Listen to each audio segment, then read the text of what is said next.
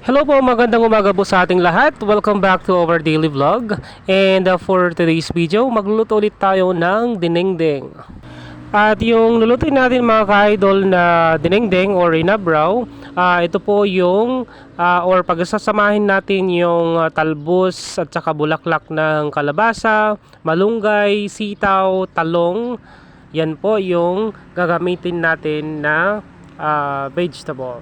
At hindi rin mawawala yung pang sahog natin or in Ilocano is yung sagpaw. Lalagyan natin po siya ng maliliit na hipon. Hindi sana ako magluluto ng inabraw or yung dinengdeng mga ka-idol kasi meron na kaming sadyang ulam, yung karne ng baboy. Pero bigla akong nag-crave sa gulay, especially dito sa dinengdeng natin at saka yung hipon na maliliit. Kaya yun, ginawa ko is kumuha ako ng mga gulay-gulay at saka linisan ko na para meron kaming ulamin ulit mamaya. Itong dinengdeng mga ka-idol is paborito ng aking lola at saka yung pamilya namin kasi ito yung mismong palaging request nila pag pumunta sila dito sa Ilocos kasi matagal na hindi na sila kain ng mga ganitong vegetable at saka of course dito sa probinsya fresh kasi na nakukuha itong mga gulay, not like dun sa city or dun sa Manila or dun sa abroad walang ganito or meron man pero hindi siya fresh na naluluto.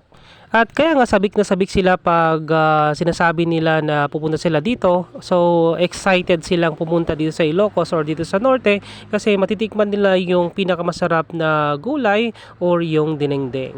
Ang sarap manirahan dito sa probinsya mga ka-idol kasi kahit wala kang pera, makakaluto ko pa rin ng mga ganitong pagkain or ulam na like itong dinengdeng kasi yung mga recados nila or itong gagamitin na pangsahog is pwede mong makuha dito sa paligid-ligid lang or dito sa kabundukan or dito sa bundok, like yung malunggay, talong, talbos ng kamote, talbos ng kalabasa.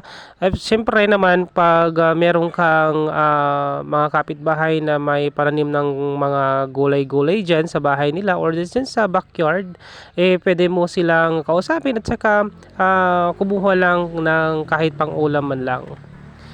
Dito nakikita yung kagandahan dito sa ating probinsya kasi may kamag-anak tayo dito, pwede kang humingi sa kanila ng mga available na gulay as long as meron naman silang ibigay sa'yo or meron naman silang pananim na gulay, syempre talagang bibigyan kanila.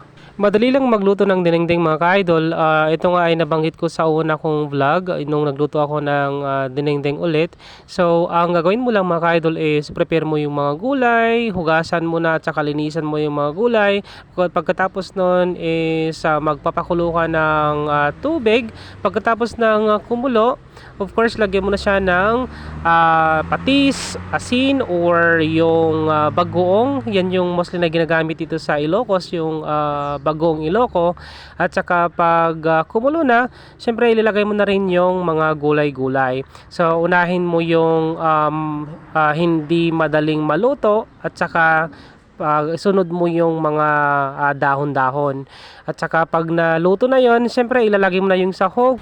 Yung sahog mga ka-idol is pwede mo siyang lagyan ng isda na tinuno in Ilocano or yung inihaw na isda, either tilapia or yung bangus na perinito. Pwede rin po yung mga ka-idol at saka yung pwede rin yung hipon na maliliit. Dito rin sa probinsya mga ka-idol, so ito yung parang nakasanayan na ng mga taga-probinsya. So habang naglinis ka ng mga gulay, of course, nag-uusap kayo mga kamag-anak mo or yung kaibigan mo. So parang dito rin na uhuhubog yung samahan, yung bonding ng isang pamilya or mag-anak. Kasi habang naglinis kayo, ang dami yung na pag-uusapan na bagay-bagay tungkol sa pamilya, hindi lang sa pamilya, kundi sa masayang alaala, mga ganong bagay mga ka-idol. Tayo na nga, natapos ko ng linisan lahat yung mga gulay natin. So, susunod na dito is magpapainit na tayo ng tubig. So, kagaya ng sinabi ko kanina, magpapainit lang ng tubig, lagyan ng bagoong at saka isunod na yung mga gulay-gulay natin. At itong dinengdeng mga ka-idol is hindi pa naluluto, linilinisan mo pa lang is natatakam ka na sa lasa at saka yung yumminess ng lutuhin mo na ulam, which is itong dinengdeng. Kaya naman mga ka-idol, yung mga mahilig sa dinengdeng or mga gulay-gulay na kagaya nito, so kaway-kaway dyan at saka please comment down below kung nagluluto kayo or kumakain kayo ng dinengdeng para naman at least malaman natin at malaman ng ating manonood na kumakain pa rin tayo ng masustansyang gulay.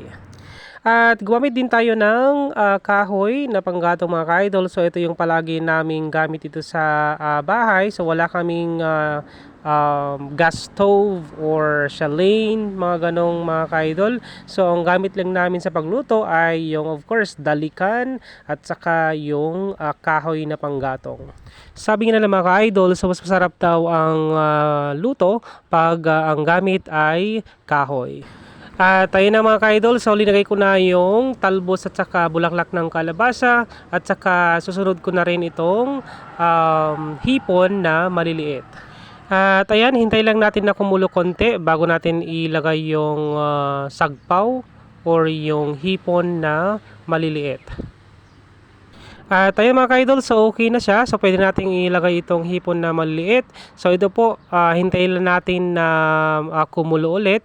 At saka pag naluto na, pwede na po tayong kumain. At finally mga ka-idol, so naluto na po ang ating inabraw or yung dinengdeng. Ayan po, super sarap po. At dito na po nagtatapos ang ating daily vlog. And salamat po sa mga palaging sumusuporta sa ating daily vlog, lalong-lalo na sa ating mga followers. And please subscribe to our YouTube channel and our FB page. Salamat po sa panonood. Hanggang sa muli. Paalam!